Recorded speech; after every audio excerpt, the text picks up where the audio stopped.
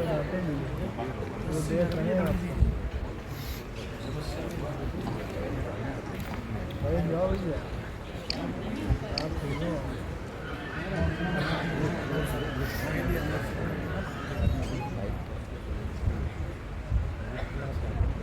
भीम।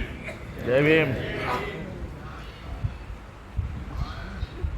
पत्रकार बंधु तो अपना काम कर लें, लेकिन बाकी सब लोग जिम्मेदारी से बैठ जाएं। और मेरा आग्रह जो लोग वीडियो बना रहे हैं कि वो अपने मोबाइल की लाइट बंद करें। जो बना रहे हैं वो चेक करेंगे तो उनको दिखेगा कि लाइट अगर ऑन रहेगी तो जब भी मैं उधर देखूंगा तो फिर उसका रिफ्लेक्शन मुझे आएगा।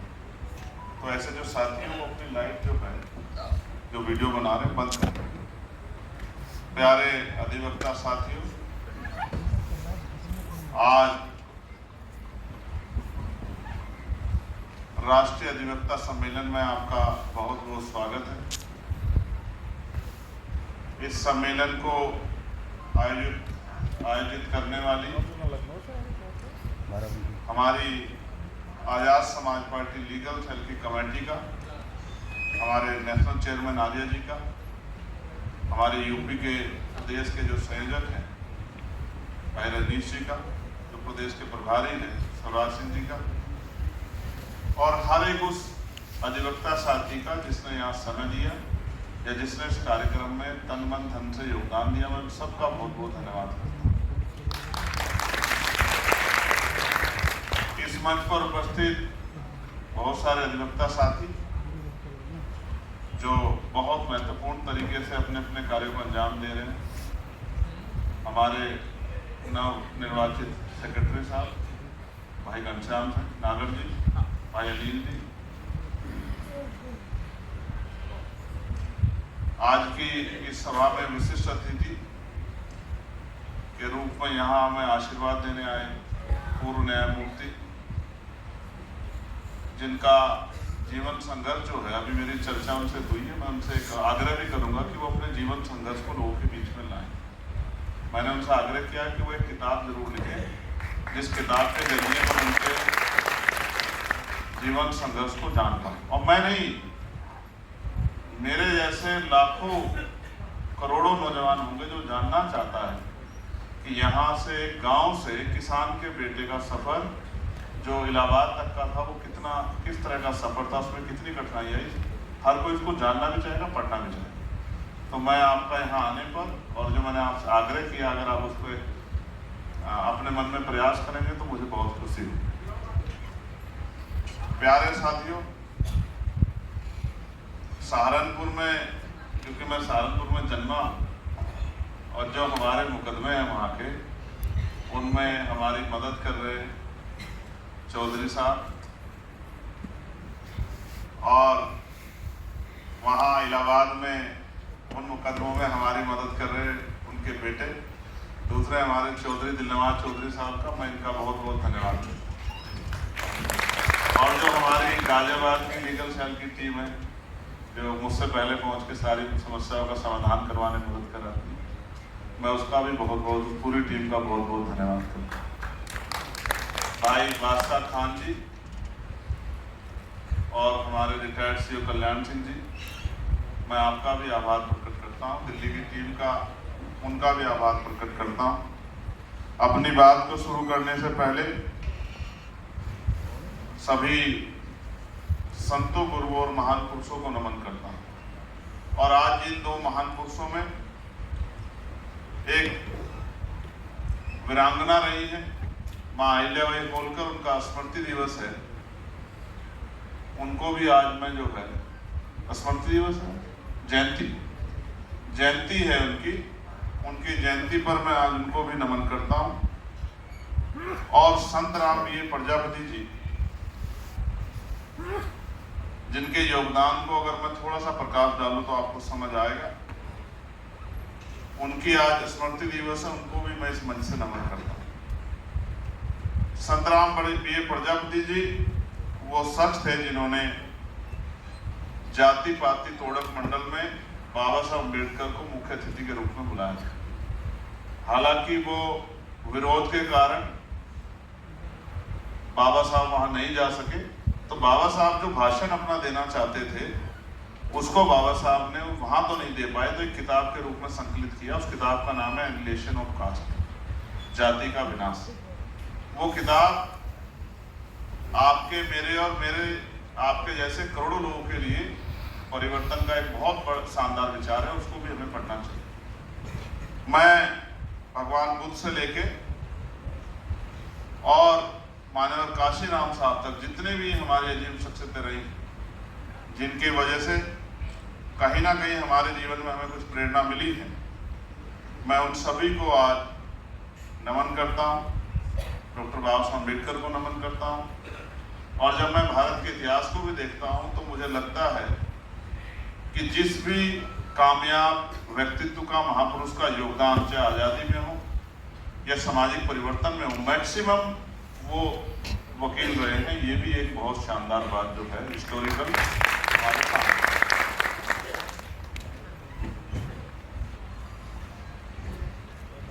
मैं आज ड्रेस में नहीं हूँ, उसके लिए मैं अपने लीगल सेल की टीम से माफी चाहता हूँ। कारण ये है कि सार्वजनिक रूप से मैं उसको जाहिर भी नहीं कर सकता कि एक समस्या हो गई है, जिसके कारण जो है, जो मेरी व्यक्तिगत है कि मैं बहुत ज़्यादा व्यस्त हूँ और उस तरह से कार्यों में नहीं जुट पा रहा हूँ। लेकिन क्योंकि लीगल सेल की टीम ने एक बड़ा प्रयास किया और 2 बार उनके सम्मेलन में जब उन्होंने जूम मीटिंग बुलाई तो मुझे अपनी बात रखने का मौका भी मिला। उसमें हमारी बहुत सारी अधिवक्ता बहनों ने भी भाग लिया और वो आज यहाँ मौजूद भी हैं।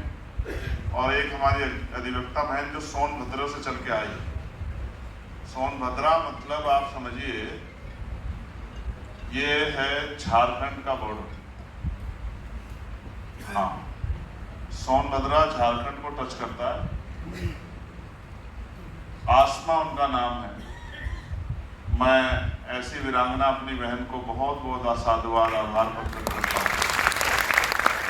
प्यारे साथियों, एक लंबी लिस्ट है, उसको पढ़ने से पहले मैं कुछ बताना चाहता हूँ।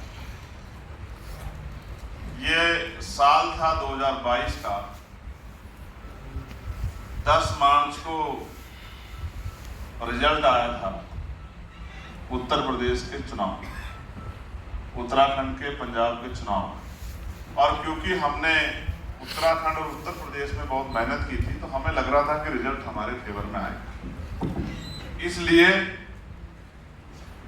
बड़े उत्साहित थे। और मैं खुद भी इलेक्शन लड़ा था उत्तर प्रदेश के मुख्यमंत्री के खिलाफ। मैं खुद भी गोरखपुर में जाके इलेक्शन लड़ा था। तो मुझे विश्वास था कि नाइंसाफी के खिलाफ वहां के जनता जो पीड़ित है, जो चाहते हैं कोई आके उनकी आवाज उठाए, वो मेरा साथ देंगे। और उम्मीद थी उत्तराखंड में भी 3 सीटें हमारी बहुत महत्वपूर्ण थी, जिनसे हमें उम्मीद थी कि उन सीटों को हम जीत जाएंगे। और उत्तर प्रदेश में भी एक मेरी और एक सिद्धार्थनगर की सीट ऐसी थी डुमरियागंज की, जिसको हमारा विश्वास था कि हम जीत जाएंगे। रिजल्ट आया और बहुत कम वोट मिले। कोई आदमी बहुत ईमानदारी से किसी काम को करे, जैसे आप वकील साथी करते हैं, और आपका मेहनताना आपको ना मिले, कैसा महसूस होता है? जिस केस के लिए आप जी जान लगा दो और हमेशा उस केस में आप अपने आप को साबित करो, और जिस क्लाइंट के लिए, जिस भाई के लिए आप प्रयास कर रहे हो, वो अंतिम समय पे आपका हाथ छोड़ दे, तो आपको कैसा लगता है बताइए? कैसा लगता है बताइए? तो मुझे भी बहुत बुरा लगा कि जिनके लिए मैंने जीवन लगा दिया और जिनको ये भी नहीं पता कि मैं अगर हमारी पार्टी, हमारा संगठन आगे बढ़ेगा, ताकत बनेगी, तो उसका फायदा भी उन्हीं को होगा। ये भी टेक्निकल बात है। तो फिर मुझे समझ आया कि बहुत भोला भाला समाज है और अभी उसको बहुत समय लगने वाला है, इतनी आसानी से बात उसकी समझ में नहीं आई। तो निराशा हुई। 10 मार्च को फोन पे बात चल रही थी, लेकिन उस तरह का उत्साह नहीं था। मैं झूठ कहूं कि नहीं कोई फर्क नहीं पड़ा, ऐसा नहीं, फर्क पड़ा, पीड़ा हुई, क्रोध भी आया, जिनके लिए सब कुछ, मुकदमे, जेल, लाठियां, तमाम तरह की मुसीबतें सहली, उन्होंने साथ क्यों नहीं लिया। 2-3 दिन गुजर गए। 15 मार्च को पार्टी का स्थापना दिवस होता है। हिमांशु जी का फोन आया कि हम दिल्ली में पार्टी का स्थापना दिवस मनाएंगे। तो हमने कहा साहब हम तो नहीं आएंगे। तो बोले साहब आपको आना पड़ेगा, आप ही चीफ गेस्ट हैं और भाई विनय जी चीफ गेस्ट हैं, तो आपको आना पड़ेगा। तो मैंने इनसे पूछा क्या करना है, तो कहा कि घर पड़ के क्या करेंगे जब इसी काम को करना है, जब आपने प्रोफेशन चुना है तो घर पड़ के क्या करोगे। तो तय हुआ चलेंगे, घर से हम लोग चले। और कई बार आपने सुना होगा गाजियाबाद में एक बहुत महत्वपूर्ण जगह है सिपरा मॉल, उस मॉल के पास गाड़ी रोकी गई। मैं मॉल में गया, मॉल से मैंने एक कुर्ता खरीदा, वो कुर्ता मैंने पहना, थोड़ा सा कॉन्फिडेंस लेवल बढ़ा, और फिर मैं यही मैं आपको बताना चाह रहा हूँ कि जगह का महत्व क्या होता है। मैं इसी जगह पर मुख्य अतिथि के रूप में आया, इसी जगह, यही मॉल था। 15 मार्च 2022 का दिन था। इसी तरह पूरा हॉल और ऊपर वाला सब भरा हुआ था। मैं यहाँ आया, फिर मैंने सोचा जिससे प्यार करने वाले दिल्ली में इतने लोग हैं, वो हार कैसे सकता है यार। फिर सबकी बातें रखी गई, यहीं से मन में उत्साह पैदा हुआ, और बस ये हो रहा था कि जल्दी से माइक मेरे हाथ में आए और मुझे अपनी बात को रखने का मौका था। और जब मेरे हाथ में माइक आया तो मैंने पहली लाइन ही कही कि जिनको लगता है कि हार गया, हार के टूट जाएगा, उनको मैं बताना चाहता हूं कि मैं एक टीचर का बेटा हूं, मिट्टी से निकल के आया हूं, खेती किसानी से निकल के आया हूं। मिट्टी में तो मिल सकता हूं लेकिन हार नहीं सकता, इस बात को लोग समझें। और यही संकल्प हुआ कि इस अपमान को सम्मान में बदलना। ये जगह उस जगह की गवाह है, उस बात की गवाह है। और प्रिय साथियों, आज हम 2025 में हैं और मेरे बहुत सारे शानदार साथी इधर बैठे हैं जिनको मैं अपनी नजरों से देख रहा हूं, जिनका बहुत बड़ा योगदान है इस आंदोलन को यहाँ तक पहुंचाने में। और ये तय हुआ कि लोकसभा लड़नी है। मैंने कहा किसी और को लड़ा दो, तो कहा नहीं आप ही को लड़नी है, क्योंकि जब तक पार्टी की तरफ से आप जाके वहां अपने स्तर से बात नहीं रखोगे तब तक लोगों तक बात नहीं जाए, क्योंकि आपकी बात को सुनने वाले लोग ज्यादा हैं। अगर इसी बात को कोई और रखेगा तो उतने लोग नहीं सुनेंगे, जिस बात को आप रखोगे उसको बहुत सारे लोग सुनेंगे। अंत उनकी मेहनत सफल हुई और अभी 4 जून बहुत जल्दी आने वाला है। मैंने दिशा की एक कमेटी बनती है, निगरानी कमेटी, विकास और निगरानी की कमेटी बनती है, जिसमें लोकसभा सांसद उसके अध्यक्ष होते हैं जिलों में। तो मैंने इस बार दिशा कमेटी की मीटिंग, जिस दिन रिजल्ट आया 4 जून को, मुझे 1 साल हो जाएगा, मैंने वो दिशा कमेटी की मीटिंग बिजनौर में 4 जून की रखी है। मैं 4 जून को वहां जाऊंगा, क्योंकि पिछली 4 जून को मैं इस समय संघर्ष के दौर में था और ये नहीं पता था कि बंद डब्बों में क्या है, लेकिन क्योंकि जिस तरह की मेहनत की थी, और आप लीगल सेल के साथियों ने, तमाम साथियों ने वहां जाके मेहनत की, हर आदमी ने अपना योगदान दिया, ये विश्वास था कि इन सबकी मेहनत विफल नहीं जाएगी। और लोगों की उम्मीद, माओं का आशीर्वाद, बहनों का प्यार, बुजुर्गों का आशीर्वाद, तमाम कमजोर वर्गों की दिल की इच्छा, और उस इच्छा ने एक शक्ति को जन्म दिया।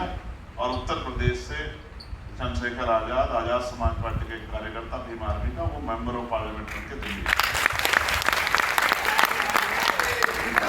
अब बात लीगल सेल की करें तो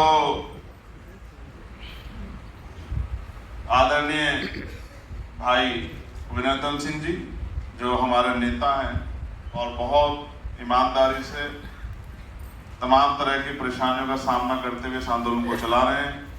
हमारे दूसरे अतिथि वीरेंद्र सिंह यादव जी, जिनका मैं जिक्र ऑलरेडी कर चुका हूँ, MS आर्य साहब जो हमारे नेशनल चेयरमैन हैं, मेरे छोटे भाई और प्रदेश अध्यक्ष Azad Samaj party legal cell Uttar Pradesh Rajneesh Gautam ji.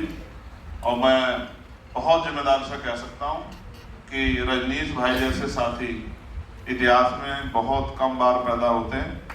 मैं इनके लिए बहुत सारे मंगल कामनाएं करता हूँ। आदरणीय ध्रुव कुमार एडवोकेट जी, जो प्रदेश अध्यक्ष हैं लीगल सेल हरियाणा के आदरणीय सिकंदर कुरैशी जी, जो आज़ाद समाज पार्टी दिल्ली के लीगल सेल के अध्यक्ष हैं।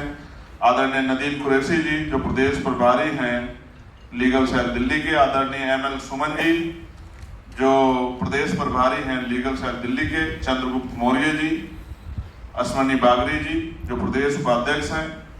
एडवोकेट घनश्याम जी, जो राष्ट्रीय प्रवक्ता हैं भीम आर्मी के। आदरणीय शिवराज सिंह जी, जो प्रदेश प्रभारी हैं उत्तर प्रदेश के लीगल सेल के। आदरणीय पंकज सिंह एडवोकेट जी, जो प्रदेश प्रभारी हैं उत्तर प्रदेश के। आदरणीय चौधरी जानसार साहब, जो मेरे बड़े भाई भी हैं और उनके कंधों में बहुत सारी जिम्मेदारी भी है। तमाम झूठी गवाहियों को वो अपने अनुभव से जिस तरह से डील करते हैं, मैं उनके स्टेटमेंट को बाद में पढ़ता हूँ। रजनी जी मुझे भेज देते हैं जीरे के बाद वाला हिस्सा, तो मैं उसको पढ़ लेता हूँ। तो मैं आपके अनुभव का भी बहुत बहुत और आपके लिए, आपके उज्जवल भविष्य के लिए और आपके उत्तम स्वास्थ्य के लिए मंगल कामनाएं करता हूँ। जो सीनियर अधिवक्ता हैं सहारनपुर से, आनूप कुमार एडवोकेट जी, चौधरी महाराज सिंह जी, राष्ट्रीय कार्यकारिणी सदस्य हैं। अर्जुन सिंह एडवोकेट जी, आदरणीय राशिद हुसैन एडवोकेट जी, चांद आलम एडवोकेट जी, बालेश्वर प्रसाद एडवोकेट जी, अमित केसरी एडवोकेट जी, और बहन हमारी अनीता सिंह एडवोकेट जी, अमर सिंह एडवोकेट जी, सतीश कुमार एडवोकेट जी, संजीव कुमार एडवोकेट जी, रविंद्र कुमार एडवोकेट जी, अभिषेक कुमार एडवोकेट जी, आनंद प्रकाश एडवोकेट जी, रोहित गौतम एडवोकेट जी, महेंद्र मंडल एडवोकेट जी, और RK गौतम जी, दीवान सिंह जी, रघुशरण जी, बुटुल जी और सतीश। बचा तो नहीं? कोई बचा हो तो बता दो। हरियाणा के साथी ये सब यूपी की टीम है। अच्छा, लास्ट मीटिंग बता दो सब मुझे, जहाँ जाना जो आप बता दो तो मैं उसको ठीक। हमारे हरियाणा के जो साथी हैं धनीराम जी, विनोद कुमार जी, शैलेंद्र जौहरी जी, ताराचंद जी, दिनेश कुमार जी, गौरव जी, लखपत जी, जितेंद्र जी, विष्णु जी, विजेंद्र जी, लोकेश जी, एडवोकेट सतीश जी, और बहुत सारे जिलों से जो साथी आए, मंडलों से, जैसे मुरादाबाद है और सहारनपुर है, अमरोहा है, उसके साथ साथ जौनपुर है, आगरा है, बरेली है, हापुड़ है, मुजफ्फरनगर है, अयोध्या है, लखनऊ है, अम्बेडकर नगर है, मथुरा है, बाराबंकी है, उन्नाव है, बुलंदशहर है। महाराष्ट्र से नितिन एडवोकेट नितिन सतपुते जी यहाँ हैं, और भी कई सारे साथी महाराष्ट्र से एडवोकेट दीपक जी, दिलीप जी, भूषण जी, किशोर जी, और दिल्ली से प्रदीप डागर जी, प्रकाश यादव जी, विष्णु कुमार जी, राजस्थान से भी साथी आए हैं। मैं उन सब साथियों का आभार प्रकट करता हूं। अब कुछ जो है आपसे बातें हो जाए। मैं जब अभी आपसे आपके कार्यक्रम में आया था तो बाबा साहब के क्या विचार हैं वकीलों को, वो पढ़ रहा था। मेरा मन था कि वो विचार मैं आपसे बताऊं, और अगर ये लाइट की व्यवस्था देखने वाले साथियों तक मेरी आवाज जा रही हो तो मैं समझता हूं कि आपका समय समाप्त जल्दी हो जाएगा, लेकिन अभी आप अपने इनको कल पुर्जों को सही रखें जिससे कार्यक्रम सुचारू रूप से चलता रहे, ऐसा भी मेरा आपसे आग्रह है। तो बाबा साहब का जो अधिवक्ताओं के बारे में विचार था, मैं उस विचार को आपके सामने शेयर करना चाहता हूं, क्योंकि जब आप किसी भी विषय में बोलना चाहते हैं तो उसमें महापुरुषों के क्या विचार थे, या उस फील्ड में जो बहुत शानदार कैरेक्टर रहे, व्यक्तित्व रहे, उनके क्या विचार थे, हमें जानने चाहिए। बाबा साहब डॉक्टर भीमराव अंबेडकर, उन्होंने अधिवक्ताओं के बारे में कई महत्वपूर्ण विचार व्यक्त किए। उनका मानना था कि अधिवक्ता समाज के लिए महत्वपूर्ण है और उन्हें हमेशा न्याय और समानता की रक्षा की आवाज उठानी चाहिए। न्याय और समानता, बाबा साहब का मानना था कि अधिवक्ताओं को न्याय और समानता के लिए लड़ना चाहिए और उन्हें कमजोर और शोषित लोगों की रक्षा करनी चाहिए। सामाजिक जागरूकता, बाबा साहब ने अधिवक्ताओं को सामाजिक जागरूकता बढ़ाने और लोगों को उनके अधिकारों के प्रति जागरूक करने के लिए प्रेरित किया था। संवैधानिक नैतिकता, बाबा साहब ने अधिवक्ताओं को संवैधानिक नैतिकता के महत्व पर जोर दिया और कहा कि उन्हें हमेशा संविधान के नियमों का पालन करना चाहिए। ज्ञान, मेरा आग्रह रहेगा कि इस बात